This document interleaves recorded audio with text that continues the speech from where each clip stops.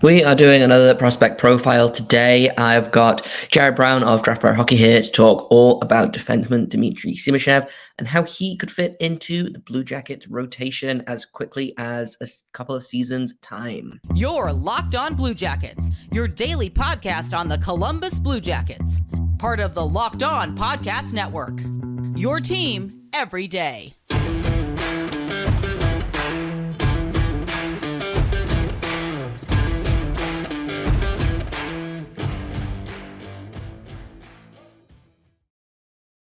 Hello and welcome to Locked On Blue Jackets, part of the Locked On Podcast Network, your team every day. I am, as always, your host, Jay Foster, here to bring you news, stories, the good, the bad, and the ugly about your favorite team and mine, the Columbus Blue Jackets. Before we get started, I want to thank everyone for making this your first listen of the day every day. Locked On Blue Jackets is free and available on all podcast platforms. We are over on YouTube. If you haven't hit subscribe yet, please feel free to do so. Now, like I said at the top of the show, today, we have got another prospect profile for you. I sat down with Jared Brown of Draft Pro Hockey, talking about defenseman Dmitri Simashev, his ups, his downs, his potential, what the Blue Jackets could do with an extra stay-at-home defenseman, perhaps. And Jared is much smarter than I am about all of this, so I am just going to get the conversation rolling. Let's talk about defense, because this is only, I think the 13th or 14th profile that I'm doing, and it's only the second defenseman. There are not many defensemen in the top kind of upper echelon of this draft. But I want to talk about me next year. Next year's draft class on defense is very good. Yeah.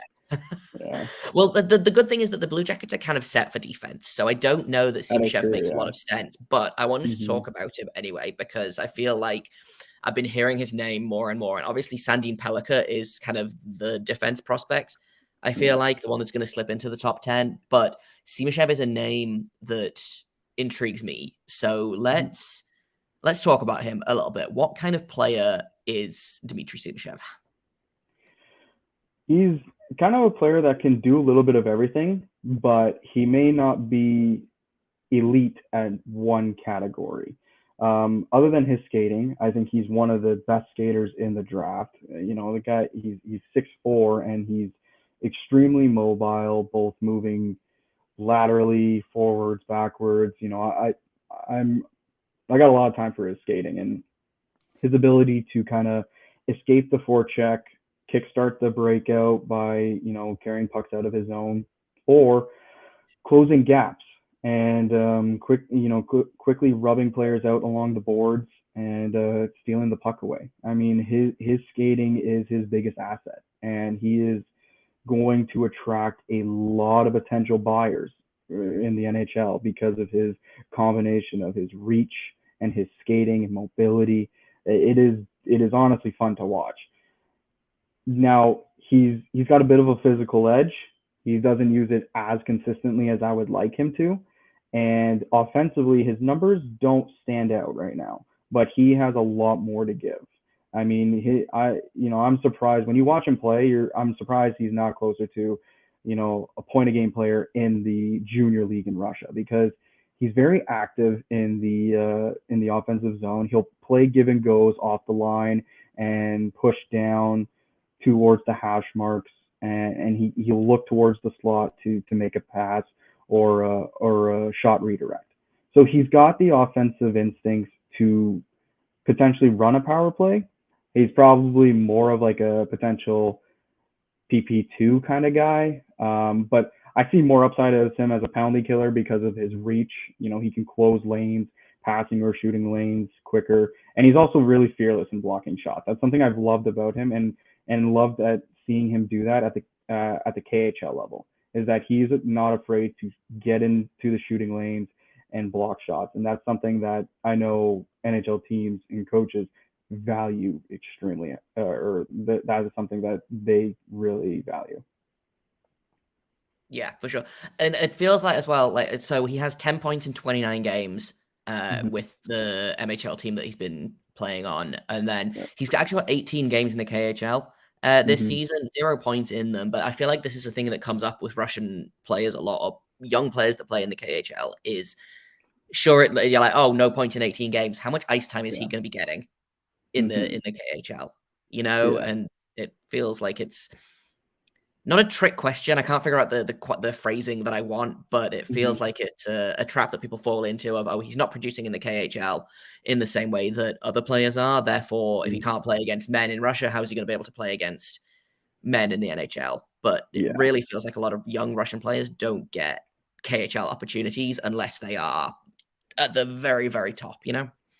They have to stay in the team system for a while, I've noticed, and then they'll get the opportunities to play higher in the lineup. It's just a case of, I think, the Russian teams, those KHL teams, they don't care, or at least it doesn't seem like they care about the development of the players. They just want to win. So they're going to play the best players and the players they trust over, a 19-year-old who's already been drafted into an NHL team, right? I think a big one that I remember was Daniil Yurov. He just got drafted to the Minnesota Wild. I don't know.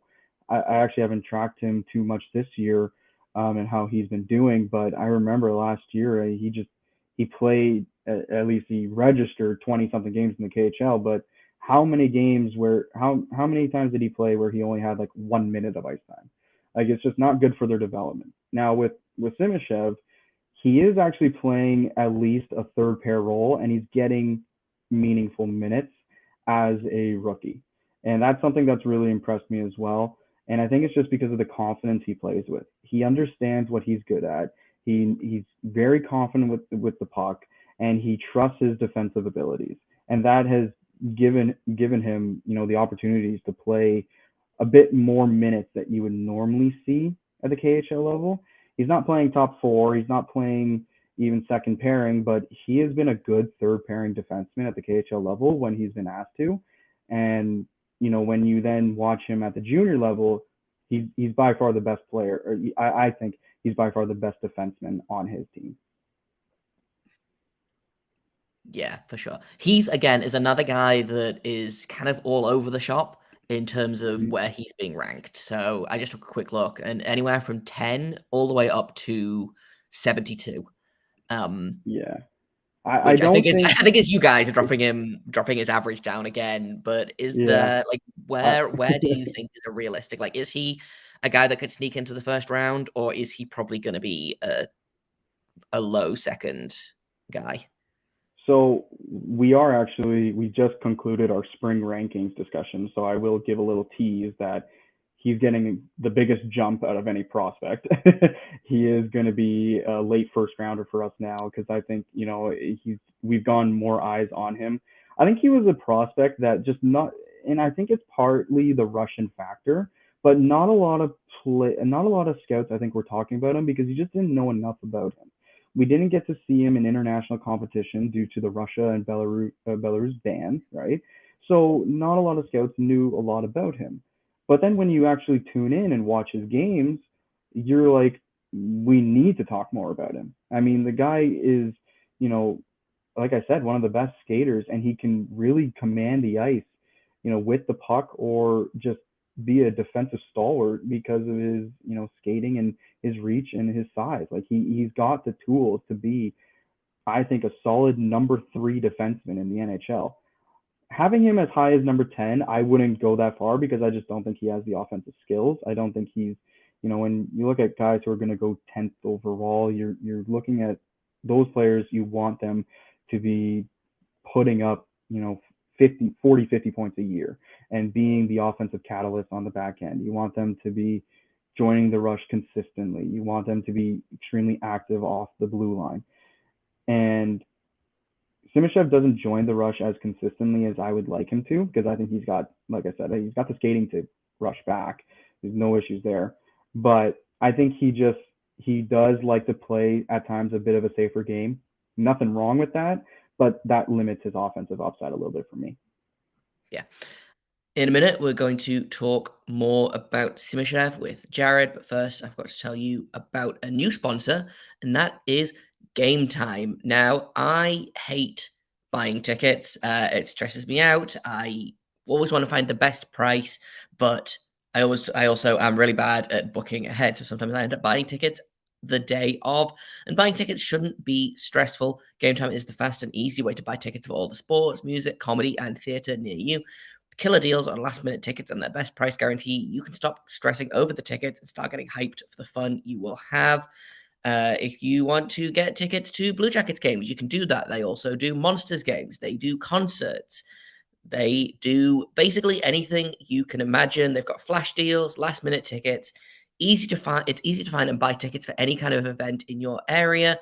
They've got images of seat views so you know whether you're going to be able to see what's going on or not. And they've got a lowest price guarantee. They've got event cancellation protection, job loss protection, all of these things. Game Time is the place for last minute ticket deals. You don't have to plan months in advance. They've got deals right up to the day of the event.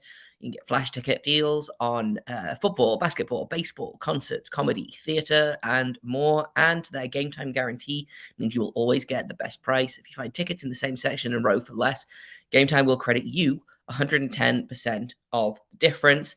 Snag the tickets without the stress with Game Time. Download the Game Time app, create an account, and use code LOCKEDONNHL for $20 off your first purchase.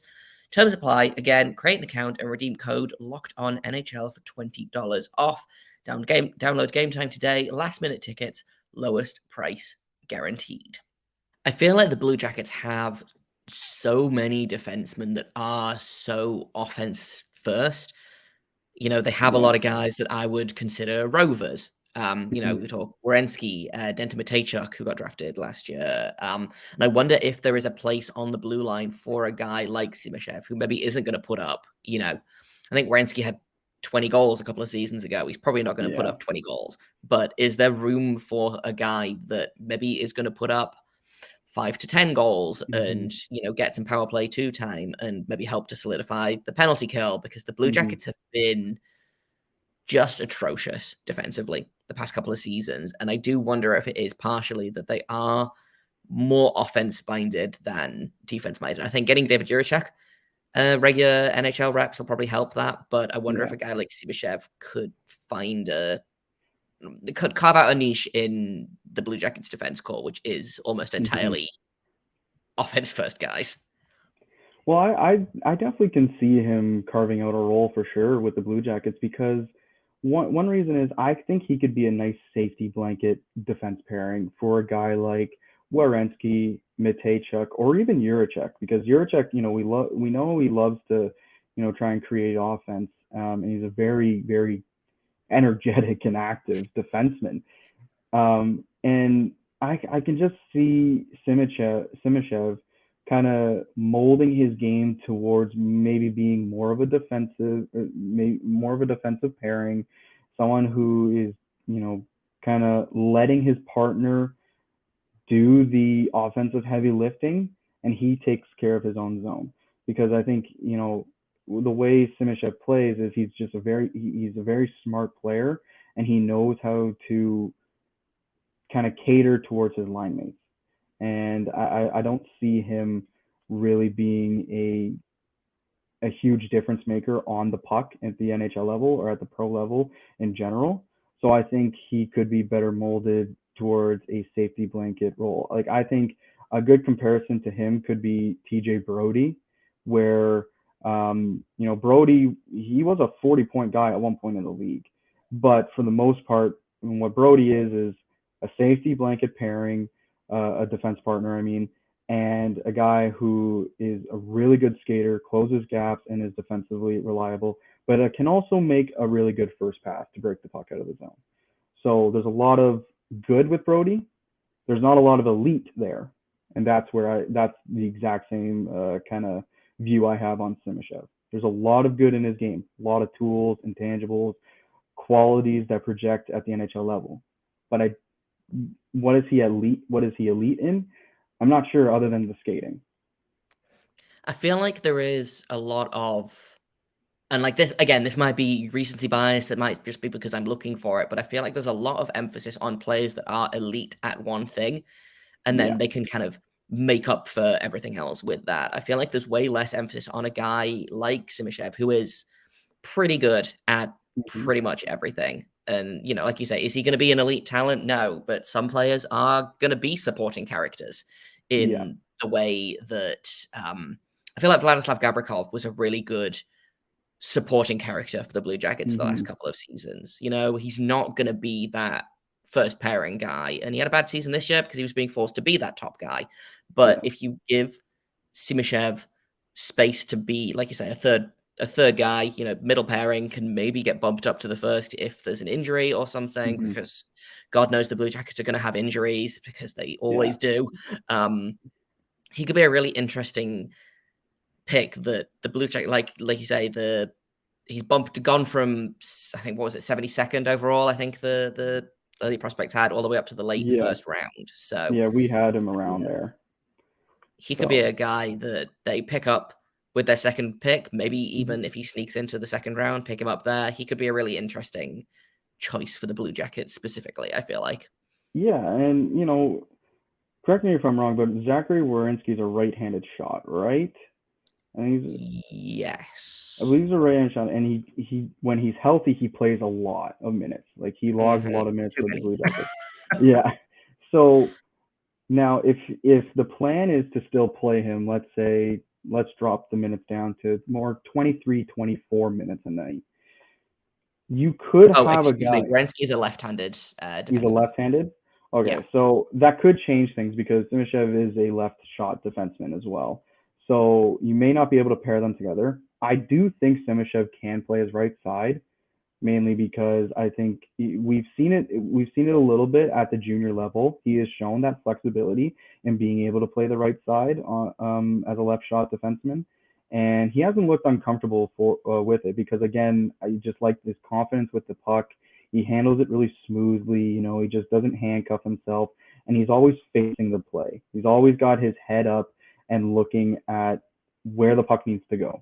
He's not panicking, throwing pucks off the glass, and he's not rushing the first play he sees. He's assessing everything around him.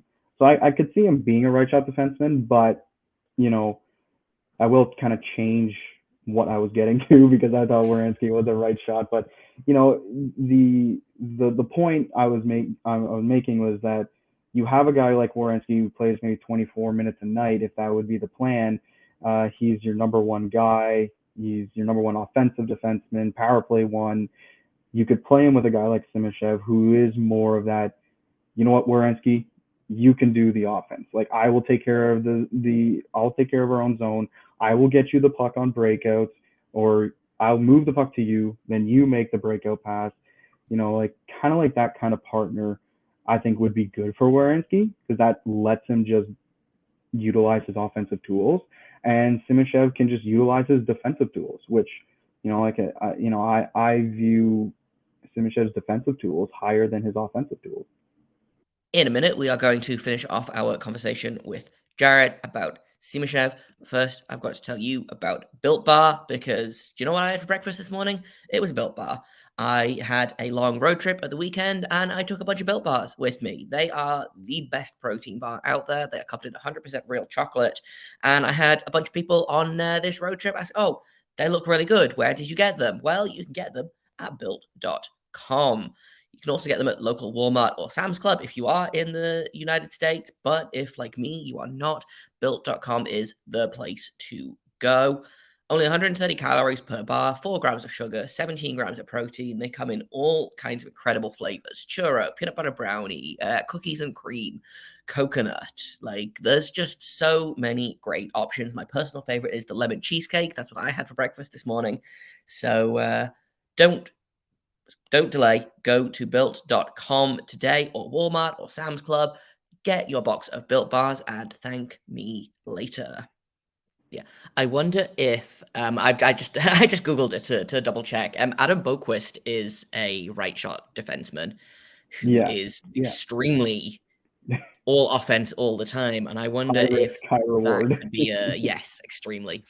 I wonder if Boquist Simashev could be a fun combination of someone who is going to be like, yep, you know what, Adam, you go Hmm. score, 2 power play goals every game, and Yeah, I'll just hang out back here, and let them yeah, both play to their strengths. I think Adam Boquist is a better defensive defenseman than a lot of Blue Jackets fans have criticized him of being this season, but I feel like if you give him the opportunity to play a little bit more offense, a little bit less defense, then it could be fun. Yeah, no, I completely agree with that, and I think you one thing that I've noticed when you look around the NHL, especially when you're looking at defensemen who aren't true number one defensemen. Like you look at Roman Josi, Victor Hedman, Cale Makar, like those guys can play with anyone. You could put them with a number 7 defenseman, and they're going to make the number 7 defenseman on their team look like he's a top pairing guy.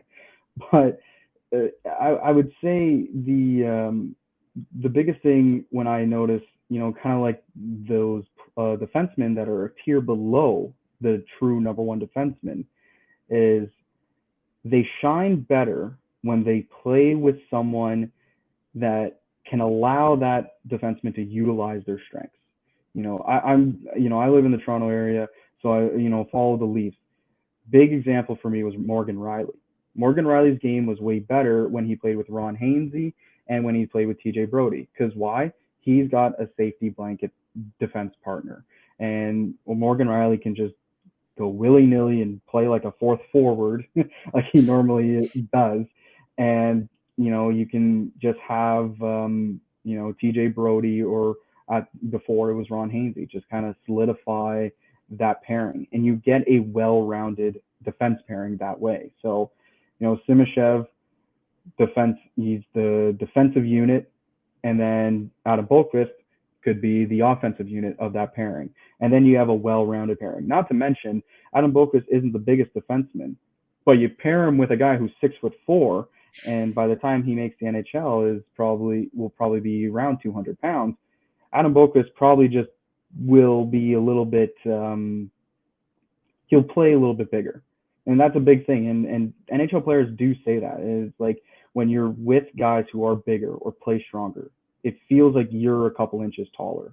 You're a bit stronger. So I think also pairing him with a guy with that size is not a bad thing for Boqvist, and maybe it, takes kind of the pressure off of him in physical battles. Yeah, for sure. So you teased the Draft Pro spring rankings are done. Mm-hmm. I assume they're going to come out soon-ish. If people want to kind of get the whole Draft Pro hockey ranking experience, where can they find you? Where can they find your work online? Yeah, so you can follow me on Twitter. The rankings are going to be coming out very shortly here, as long as with our March newsletter. Something new we've added this year, where for just a really small price, you can get full scouting reports from our scouting team. So that will be coming out shortly as well. And spring rankings, we concluded it, and we have 300 names on it because we're getting ready to update our draft simulator. So everyone who wants to see if their favorite team wins the Bedard Bowl can use the simulator to get Connor Bedard. So yeah, it'll be fun. But yeah, my Twitter, Jared Brown 97. That's where anyone can find my work or get the latest stuff that we drop at Draft Pro. Awesome. Well, thank you again for coming on and talking about prospects. Every year I'm like, I'm going to learn about them, and then I realize I haven't got time to learn about them, so I just find people who are much smarter than I am about prospects to come and talk to me and all my listeners. So I appreciate you coming to hang out for a little while. Well, I thank you, and I appreciate you thinking about me. And that's all I've got for you today. Tomorrow, hopefully, I will be feeling less like I've been hit by a bus, and we will talk all about tonight's game against the Toronto Maple Leafs. I'm expecting a bloodbath, but we'll see how it goes. Strange things have happened, and we'll see how it goes. As of right now, I am Jay Foster.